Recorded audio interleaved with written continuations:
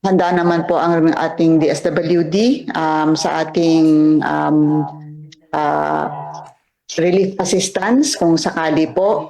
At the moment, based on our monitoring, we have received requests from 14 LGUs in La Union and 5 LGUs for food packs.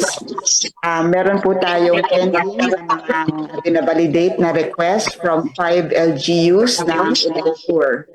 At the moment, we are in coordination to determine whether they will yung schedule po ng pick-up ng kanilang requested food packs. Po. So, prepositioned items. Sa Region 1 po, meron tayong 113,200 na food packs na located sa iba't ibang warehouses natin sa Region 1.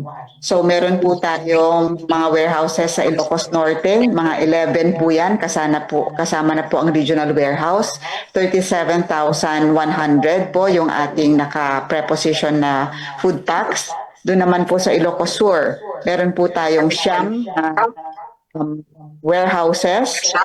At meron po dyan 13,499 na food packs. Sa La Union, meron po tayong dalawang warehouse which is directly managed by the department. It's 51,600 food packs po ang nariyan. At sa Pangasinan naman po, meron tayong 8 warehouses at meron tayong 10,900 na food packs na nakatalaga doon. Gusto ko pong ipaliwanag na po yung location po at saka yung ating mga nakatalaga dyan na food packs ay hindi po siya exclusive doon sa mga lugar na yan. Although, ang ating strategy ibinilin ng aming kalihim na si Rex Gatchalian ay make sure that yun pong mga key areas na maaring hindi agad parating ng assistance kung mayroong mga bagyo tulad ng mga gida ay meron tayong accessible na warehouses. Kaya po nakikipartner tayo sa ilang mga LGUs who can